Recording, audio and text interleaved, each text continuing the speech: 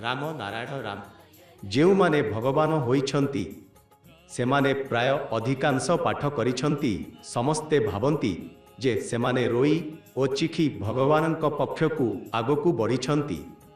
ତେର ବିଶେଷତା ଗ୍ରନ୍ଥ ଅଛି। ଗ୍ରନ୍ଥଠାରୁ ତାଙ୍କର ଚିନ୍ତା କରାଯାଏ ଭଗବାନ ପାଇଁ ବ୍ୟବସାୟ, ଧର୍ମ ଓ ଦଳବନ୍ଧନ ହୁଏ କି ସତ୍ୟ ଏମିତି ହୁଏ ସତ୍ୟ।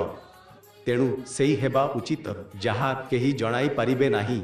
ସମସ୍ତେ ତାଙ୍କର ନିଜ ଚିନ୍ତା ସହିତ କହିବେ କି ସେମାନେ କି ବୁଝିପାରିଛନ୍ତି। ଯଦି କେହି ମୋତେ ଭଗବାନ କହେ ତେବେ ସେଥିରୁ ଭଗବାନ ନହେବା ଆମର ମତ ହେଉଛି ବିଶ୍ୱର ସୁର ସହିତ ବନ୍ଧିଛି କି ନାହିଁ। ଏହାକୁ ଜାଣିବା ଆବଶ୍ୟକ।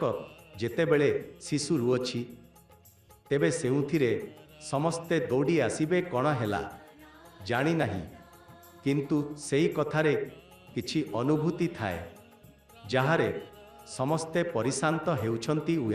ଉୟା କଥା ତାଙ୍କୁ କିଏ ଶିଖାଇଲା? ସେ ସ୍ୱାଭାବିକ ଭାବେ ଏହି କଥା କହିବେ, ଯାହାଦ୍ୱାରା ମା ଦୌଡ଼ି ଆସିବେ ଓ ଚାହିଁବେ କେମିତି ତାହାର ଦୁଃଖ ବନ୍ଦ କରାଯିବ। ଏକ ସମୟରେ ଯେତେବେଳେ ଶିଶୁ ରୁଅଛି ସେହି ସମୟରେ ସମସ୍ତେ ଚଳଚଳ ହୋଇଯିବେ। ଏହି ମନ୍ତ୍ର ମଧ୍ୟ ସେହିପରି ଅଛି। ଯଦି ଆପଣ ଏହି କଥା କହିବେ ତେବେ ଯେଉଁଥିରେ ସମସ୍ତେ ଯୋଗ ଦେଇଛନ୍ତି ସେମାନେ ସ୍ୱାଭାବିକ ଭାବେ ଆସିବେ। ଏହି ମନ୍ତ୍ରକୁ ଉଚ୍ଚାରଣ କରିବା ସମୟରେ ଗୁମ୍ଗୁମ୍ ଏକ ସ୍ୱର ଶବ୍ଦ ହୁଏ। ଆପଣ ଏହି ଶବ୍ଦକୁ ଚାଲିବା ସମୟରେ ବାହାରକୁ ଯାଇପାରିବେ, କିନ୍ତୁ ତୁମେ ପାଗଳ ହେବେ ନାହିଁ। ତୁମର ଧାରଣା ବୁଦ୍ଧି ସବୁ କ୍ଷୟ ହୋଇଯିବେ ନାହିଁ। ଯେପରି ସିଂହ ତାଙ୍କର ନାଭିରୁ ଆସୁଥିବା ଗନ୍ଧକୁ ଖୋଜିବା ପାଇଁ ସାରା ଜଗତରେ ଦୌଡ଼ିଥାଏ, ତୁମେ ବି ସେପରି ହେବା ଏବଂ ତାପରେ ବୁଝିବା ଯେଉଁ କଥା ତୁମର ଅନ୍ତର୍ଗତ ଅଛି ତାହାପରେ କେହିକୁ କିଛି ବୁଝାଇବାର ଆବଶ୍ୟକତା ନାହିଁ।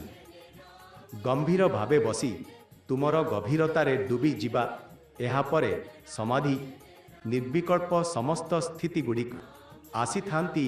ଏହି ସମାଧିରେ ସମସ୍ତଙ୍କର ଅଧିକାର ଅଛି।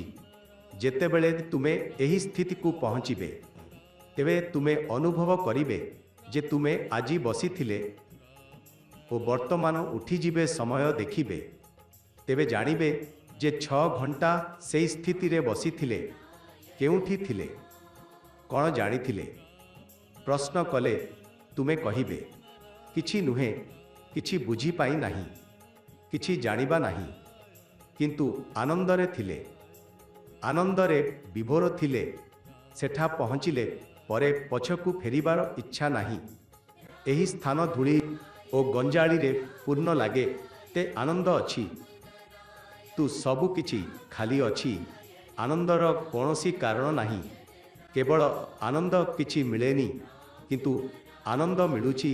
ଶରୀର ଏହିପରି ଦୁର୍ବଳ ହେବ ଯେପରିକି ଔଷଧ ଦ୍ୱାରା ତାହା ଅଚେତନ କରାଯାଇଛି। ତୁମେ ତୁମର ଶରୀରକୁ ନିଜର କଟାଯିବାକୁ ଦେଖିବା। ଶରୀର ପଡ଼ି ରହିବ। ତୁମେ ଦେଖିବେ ଯେ ତୁମେ ବସିଛ, କେହି ଶରୀରକୁ କଟିଦେଲେ ବି କିନ୍ତୁ ତୁମକୁ ଛୁଇଁ ପାରିବେ ନାହିଁ।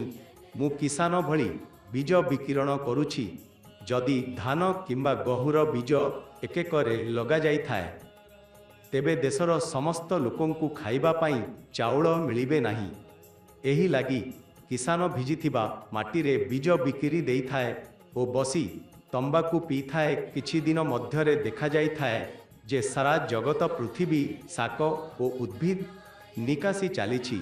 ଏହି ଲାଗି ଏକ ଏକରେ ବୀଜ ଲଗାଇବା ନୀତିରେ ବିସର୍ଜନ କରି ମୁଁ ବୀଜ ବିକିରି ଯାଉଛି।